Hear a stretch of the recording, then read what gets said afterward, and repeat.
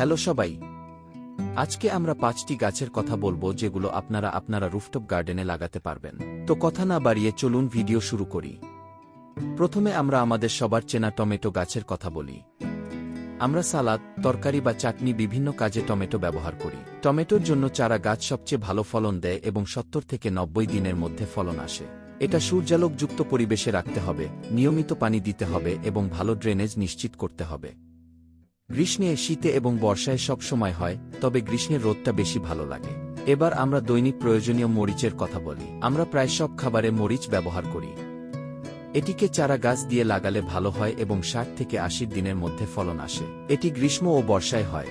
কিছু জাত আছে যা শীতেও হয়। এটার জন্য ভালো রোদ প্রয়োজন। আর যে গাছ ফলাতে পারেন তা হল বেগুন। একটি বেগুন চারা গাছ থেকে 70 থেকে 90 দিনের মধ্যে ফলন হয়। এটি গ্রীষ্ম ও বর্ষায় হয়। রোদ ও পানি ঠিকমতো দিলে বেগুন গাছে ভালো ফলন হবে। এবার শাকসবজির কথা বলি। অনেকে বাসায় বসে শাকসবজি ফলাতে চায়। এতে তাজা শাকসবজি পাওয়া যায়, যেমন এখন পালং শাক অথবা লাল শাকের কথা বলি। বীজ লাগালে 20 থেকে 30 দিনের মধ্যে ফলন পাওয়া যায়। শীতে দিলে তেলে ভালো হয়। হালকা রোদ এবং ঠিকমতো পানি দিলে শাক ভালো হয়।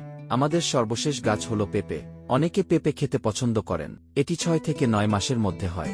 বাজারে বীজ এবং চারা দুটোই পাওয়া যায়। গ্রীষ্মে এবং বর্ষায় ভালো হয়। এটি ভালো রোদ এবং নিয়মিত পানি দিলে ভালো ফলন দেয়। আশা করি আপনারা এই ভিডিওটি ভালো লেগেছে। লাইক, শেয়ার ও সাবস্ক্রাইব করুন এমন আরও ভিডিও পেতে। আজকের জন্য এটাই। আল্লাহ হাফেজ।